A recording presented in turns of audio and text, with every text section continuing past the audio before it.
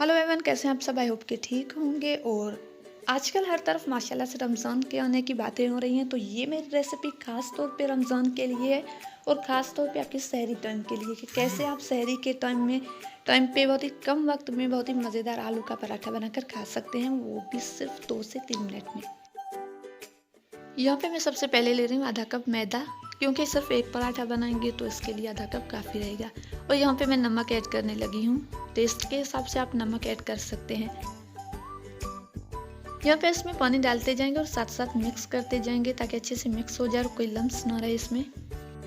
अक्सर लोग जब सहरी से पहले सो जाते हैं तो सहरी के टाइम पे उनकी आंख बहुत ही मुश्किल से खुलती है और बहुत ही कम टाइम बचता है। जब वो देर से उठते हैं तो समझ नहीं आ रहा होता कि क्या बने, तो ये रेसिपी खास उनके लिए है। और यहाँ पे हम ऐड करेंगे आलू, बॉईल किए हुए आलू। यहाँ पे मैंने तकरीबन 2 मीडियम साइज़ के आलू लिए और उनका भी मैंने थोड़ा सा हिस्सा बचा के रखा था। ग्रीन चिली ऐड किया हमने और लाल मिर्च पाउडर।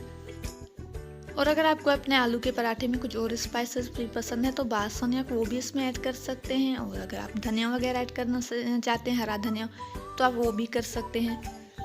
यहाँ पे मैं इसमें ऑयल नहीं ऐड कर रही, अगर आप करना चाहते हैं तो आप कर सकते हैं।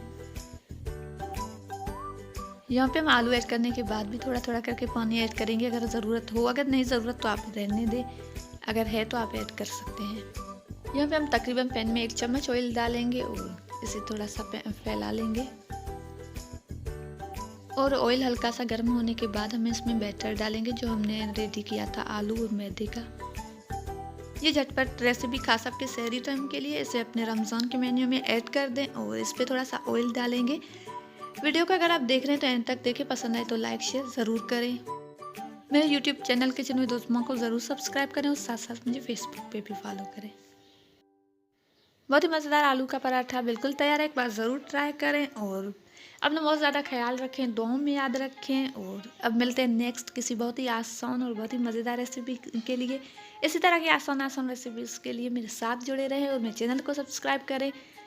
नेक्स्ट वीडियो तक मुझे दीजिएगा इजाज़त। अल्लाह हाफिज़।